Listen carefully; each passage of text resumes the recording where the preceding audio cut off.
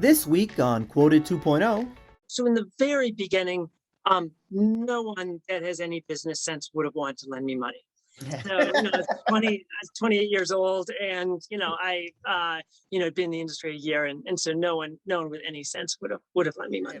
Uh, All right, we are here with Stephen Fernands, president and owner and founder, of Customized Energy Solutions. Stephen, how you doing today?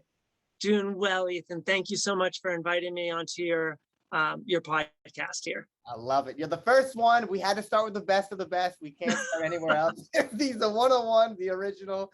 So we had to start with you. So we're just going to be telling everybody about your story of the day and really just kind of like taking it from all the way in the beginning to where you guys are now almost. And, the first question, like where I'm always the most curious with successful entrepreneurs is how they were as a kid. And if they were that typical entrepreneur that's doing lemonade stands, the one that's hustling and selling constantly, or if they found it along the way. So how were you as a kid? Were you the typical entrepreneur?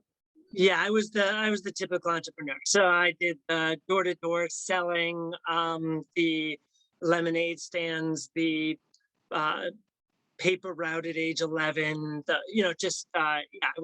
I was that kid that was generally working to shovel people's yards when it snowed, and other people were like, "Oh, there's a great time to go sledding." I was like, "Oh, there's a great time to earn some money and shovel out some people's yards." So, Uh, so yeah, that dates from from as early as I can remember. I always make a prediction in my head if like the person was or not, and I 100% guessed that you were. So I'm glad I was right. um, and, and I saw a lot, like when I was looking into you and I was studying the company and whatnot, something that kept popping up was your whether it was YouTube, Google, whatever, was just your passion for helping people. Yeah. And I was just curious, like, did you have a lot of experiences that pushed you towards wanting to help people? Or was there anything like one moment that you were like, my life has to be about helping people? Yeah, that's a good question. Um, yeah, I think my life sort of built up to that, whether it was through Boy Scouts or just my faith walk or other things, just very much desiring to be of service and to help. And so after college, I went into the not-for-profit sector and looked to say, can I use that to help folks? And certainly there were some things that I was able to do in the not-for-profit sector, but it's been much more uh, helpful, I think, in the for-profit sector of using my gifts in business to be able to help people and make the world a better place. Yeah, so I guess that has been something that I've consistently looked to do in any of the companies that I've worked in. Love that. It's amazing. And I saw that you had entering, then you kind of moved towards after college, you said, and I guess getting towards when you finally start Customized Energy Solutions. But before that, you had worked at a place called Pico, I believe, and that Yeah. was you got some industry knowledge there. I would assume. Was the goal to go in there, learn about the industry, so you could form a company, or did you have that like quote unquote light bulb moment while you were there just by coincidence? Yeah, really was, right place, right time, which you'll hear a lot from entrepreneurs.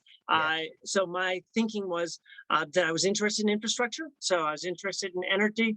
I thought Pico would be a good place to learn, but I had no idea that electricity was going to go through a major stage of deregulation in 1997, 98, and that I would be in the group that would be helping all of these new companies come into the market. So really, I wish I could say that it was part of a great master plan, but in this case, I was just really fortunate to be at the right place to see a market as it was just opening. Oh, I love that. Wow, that's amazing. So really right place, right time in a lot of ways. And then obviously you already had the industry knowledge then from working at Pico. But and I guess, if you could almost, because I think it's kind of a complex industry and it's a complex thing that you guys do for someone who's not in the energy field. Could you kind of explain exactly what it is that you guys do, I guess, in a nutshell for like a common person? Sure, you can sort of think of us like the FedEx of the energy business. So FedEx doesn't, make the packages they deliver, but they help people to get their products to the customers and help them with all of the logistics and planning behind that. So we provide consulting for people that want to deliver electricity to people. So we will help power plant owners. We will help people that are selling electricity with, where should they build their power plants, and then how do they get there? And then, like FedEx, which has both the consulting side, helping people with logistics, we can help implement. So we will help people to implement their energy projects through our services, hosted software platforms, and 24-hour operations center. And one big thing that I feel like I've said this like a million times, and I'm always telling people this, and I use it as such good motivation. I feel like businesses always start as one thing and then morph into another as time goes on. Did it always start like that? Like, what was the goal in your head when you were starting the company? Was it exactly what you envisioned and what you just explained, or was it kind of like, did it start as something completely different, or just one aspect of all of that?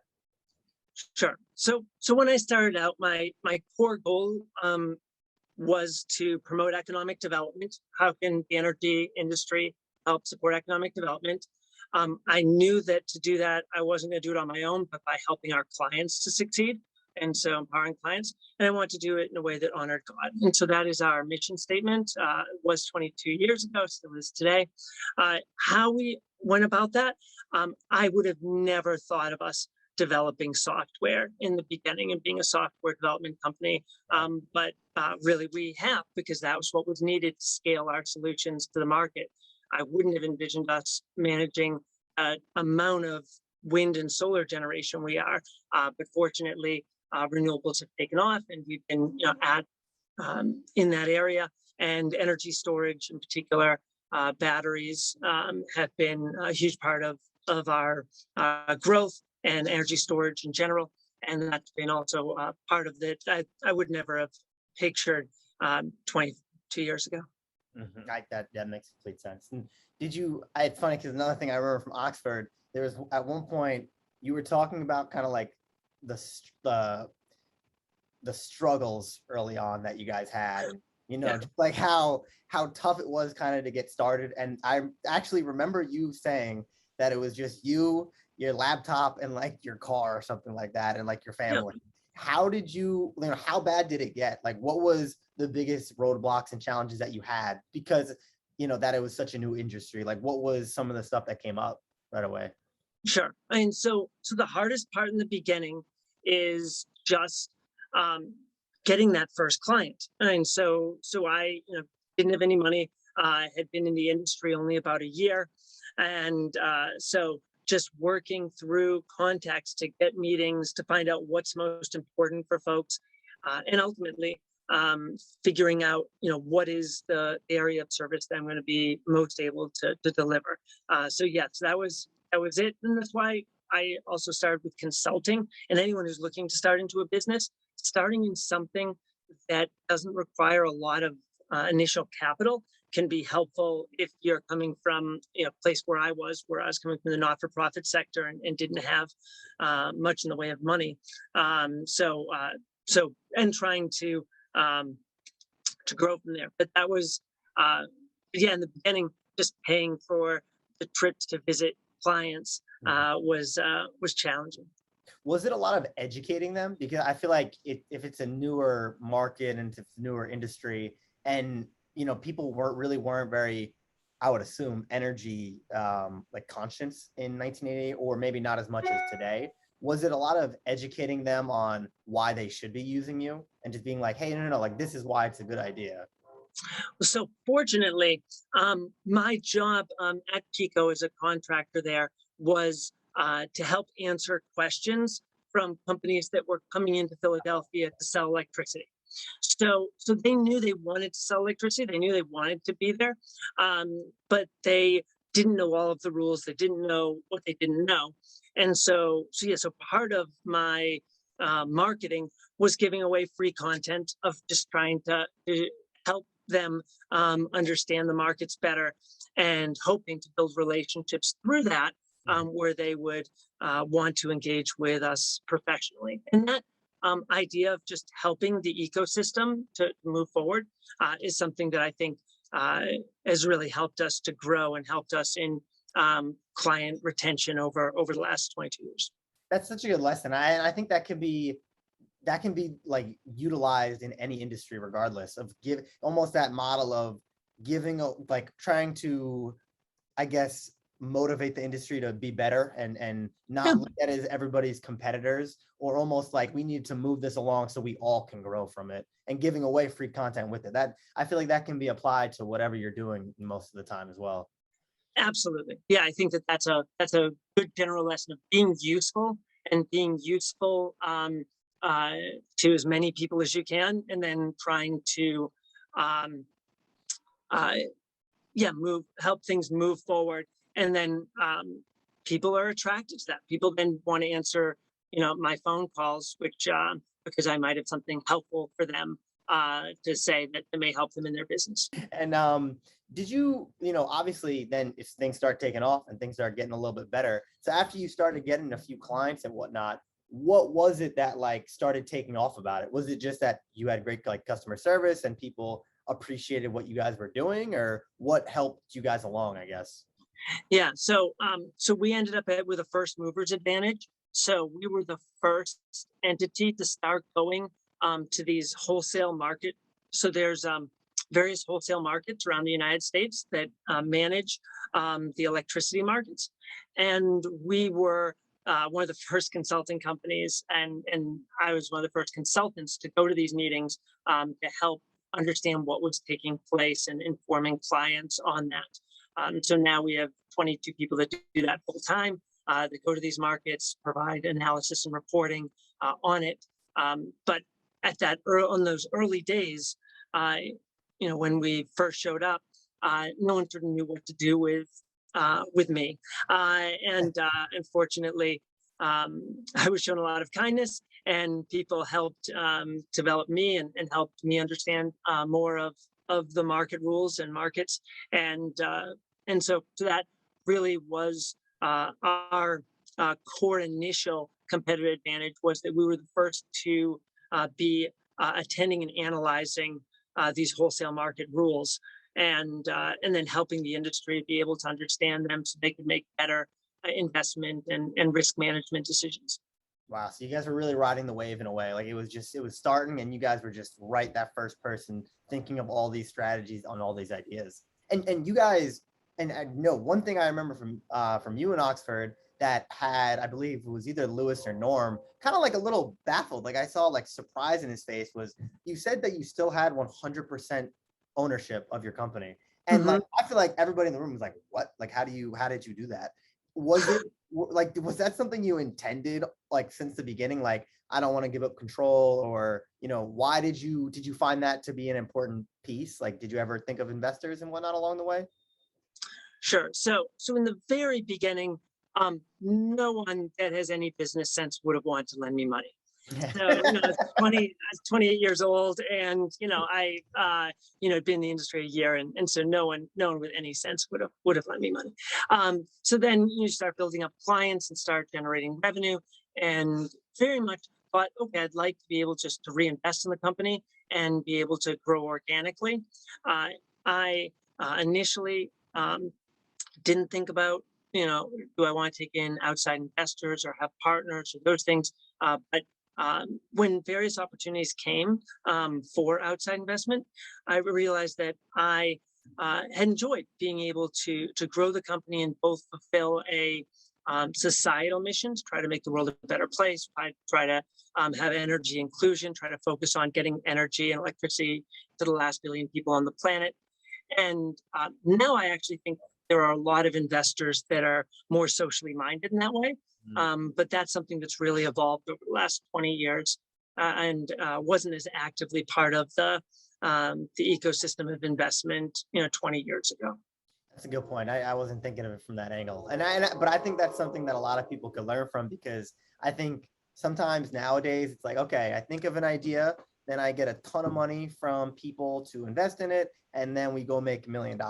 But I think a lot of the dirty stuff and stuff that I hear on podcasts from these owners or on YouTube channels from stories that people didn't know happened, is that a lot of times that could be such a negative, and you also don't always need it. And then obviously you didn't need it to be successful, and it would almost be pointless for you to have done that, knowing how successful you could have made the company now, I guess. And I was a part owner of another company, one of our clients, that was dealing with building waste trap grease refineries. And so looking at taking water out and wastewater. And in that case, they needed to raise capital because refineries are really expensive things to build. Yeah. And so I'd been part of that process and the joys and challenges of that. And it also, like you said, in some of the things that the marquee of, oh, you're going out and you're raising this Yeah. capital and now you're going to be able to do everything you wanted. And maybe not. And Yeah. so I learned a lot from other people's mistakes, which, as you know, is one of Norm's favorite phrases. Yeah. Is to be smart is to learn from other people's mistakes, not Instead of just your own. I love that. And then backing it up a little bit, I was blown away by this. So I think India was a possible market for you guys early on, Yeah. as one of the places you wanted to really do a lot of work and meet clients there.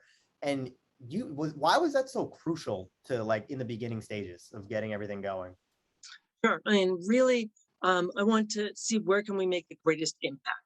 And so India at that stage, back in the early 2000s, was very much just developing their energy electric systems. There was a lot of power outages, power rationing, and looking at developing their infrastructure. I thought there's a lot of things that we've been developing here in the US that could help India to leapfrog over some of the development stages of the US power grid in developing it. So I was very fortunate to have a co-worker, Rahul Walawalkar, who was interested in going back. His wife, Netra, was also one of our associates and really leading that effort in India. So we were able to effectively go in 2010 to India. And yeah, it was really, again, it has been and is a fantastic experience. And you moved there too, right? Like, you moved there with your That's family? correct. So to my wife, and at that stage we had three kids, ages 10, 10, and 8, all moving over to India and really making the being fully immersed in the challenges and opportunities of India. And I think if anyone wants to do something major, being there is really important. And so we were there as a family. We lived there for a year, and then we continued to go back as a family after that on a regular basis.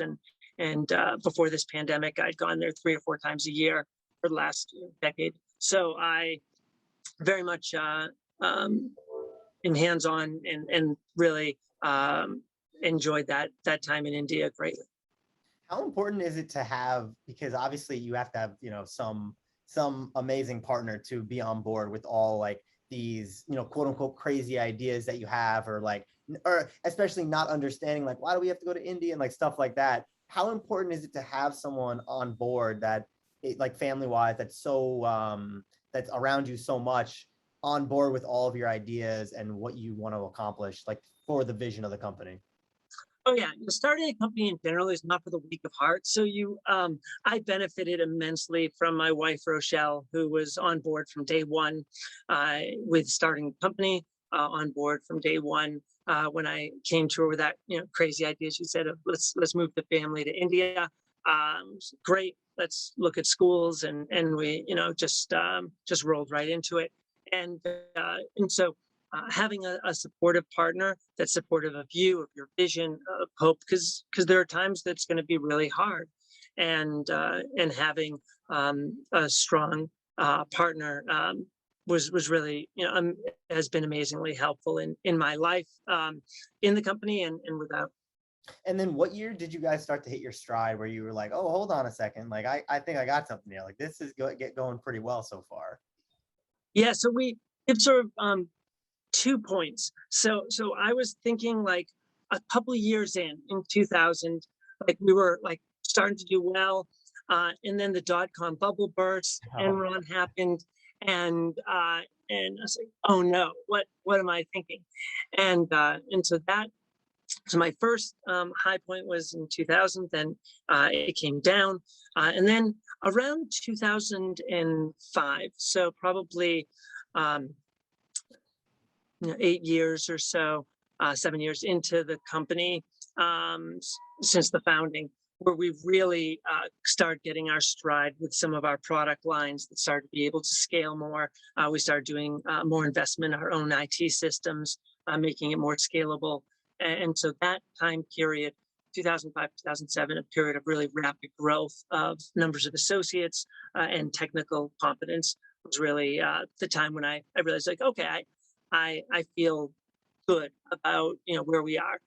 And then in the last few years, we've started to be able to compete against much larger companies and much larger product offerings, and been going from more of an upstart footing to more of an established player in the energy ecosystem.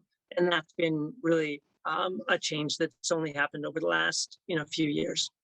and you kind of answered it before, but like I don't know if you ever heard the Steve Jobs quote, but he one time he said basically that business is almost, or entrepreneurship in general, is almost like connecting the invisible dots that only you can see in your head, and having faith in that vision. And that's something that I resonated with. I was like, that's so true. Like, it's like nobody can see what you see in your mind, and that's why it's like the most valuable asset. Were there any two dots that you had to connect early on or in the middle that you were like, if we can just make this happen, we're good, like it is going to take off and then we're set?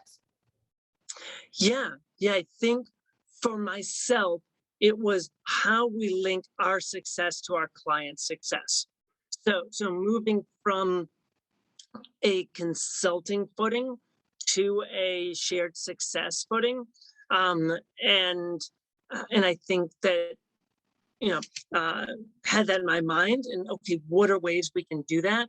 And I think that has helped throughout our business lines, and also it's helped with developing really great long-term relationships with clients, where they view us as a critical part of their long-term success. So I think that was two of the dots, and the dot I'm working on now is in rural electrification, and how we can help the energy storage and distributed energy make that last connection to how do we help scale rural electrification globally to those who currently don't have access to reliable power. So I think Steve Jobs is right. You're always looking for those next dots of, okay, how can you connect the knowledge and the skills and the things you have now to that next thing that you want to accomplish. And you could just like tell, like, I feel like I don't know if I would assume you agree with this, but it seems like you're just so passionate about energy, and it seems like you would be the type of person that you have fun with what you're doing. How important is that for just having a business, and not only just having a business, but seeing it go to the levels that you want it to go to? Like, it seems like you rode this wave early on, and now you guys not only were continuously riding it, but you guys have been improving ever since. It's not really like, obviously you have the up and down years, but how important was your passion throughout the entire thing, I guess? Yes, I'll say that if people aren't passionate about what they're doing, there are lots of off ramps, so people won't get that far. So people will grow the business to a certain level, and maybe they see a good opportunity, but then they'll sell it to someone else that does have passion and vision. And not all businesses um, are things that business owners are going to want to be there for 20 or 30 years or their lifetime pursuit. For myself, it is very much a lifetime pursuit. But there are some entrepreneurs that, like, okay, I have this idea. I'm going to try to grow this idea, and then I'm going to hand it off, and then I'm going to grow the next idea. But being excited about what you do is very helpful during those times when things aren't working well, when things aren't as you hope they would be, to keep yourself motivated, engaged, and excited. So I think passion is really important. but also know that different people are built differently, and some people um, would you know move from one business to another and be more serial or opportunistic entrepreneurs. No, that makes complete sense. And with that being said, now, are you cool with me saying the revenue of business real quick? Oh, sure, sure, yeah. Okay, so, and it shows you guys been paying off. I looked it up, 42.8 million in 2018, I believe was the rest. I don't know 2019, 2020, but obviously that defines a very, very successful company. And you kind of answered it before of where you're headed towards. Is there anything that you have to keep in mind to get there that you're like, okay, like we're doing great, but now, like, are you in scale mode now? Right now, are you trying to grow so that you can become the big competitors that you're constantly competing with on a daily basis? Is the goal to get as big as them so you can help more people? Yes, and the goal is to grow and scale so that we can have a greater impact. So that's very much my goal and hope is to scale. We're very much in scaling mode. Some of our product lines are very much in their earlier stages. Products like Grid Boost, where you look to optimize energy storage with renewable assets, is an area that is its earlier stages, and yeah, we are very much looking to scale rapidly and to continue evolving our systems and processes to grow. I love it. And last question for you. I'm trying to start a thing where we always end with the guest's favorite quote. Is there a quote that you've, I guess, heard along the way that you kind of always had in your head, or one that you've heard that really resonated with you that kept you motivated over the years? So yeah, so when so I left working for Salem Evangelical Free Church. I was the mission home director there, and they gave us a plaque. In calligraphy was written Jeremiah 29:11. For I know the plans I have for you, declares the Lord, plans to prosper you and not to harm you, plans to give you hope in a future. And I think that is very much, as we came to Philadelphia with no jobs, with only knowing a couple of folks, no place to live, figuring out, what is our future, to know that God is in charge. And so that has been helpful for me as we have, been on this adventure the last 28 years of marriage and 22 years with the company. I love that. Phenomenal. Oh, Stephen, that's all the questions I got for you. I'll wrap up and then we'll wrap up after. But that is Stephen Fernands. Thank you for being here, Stephen. I think honestly that provided the audience with an amazing, not the audience here, nobody here, but the audience on LinkedIn, YouTube, and social media with great insight into the business. And I think it's cool hearing from people that, a lot of times like on podcasts, they go for like the top businesses in the world, and sometimes medium-sized companies that are largely successful get left in the dust in a way. Meanwhile, they have better stories and great backstories as well. So I appreciate you coming on and giving your stories. Hopefully you're the first of hopefully many. So let's hope this podcast gets a ton of views and a ton of comments and whatnot. But I truly appreciate you being here. I'm going to end the recording right now. Thanks, Ethan.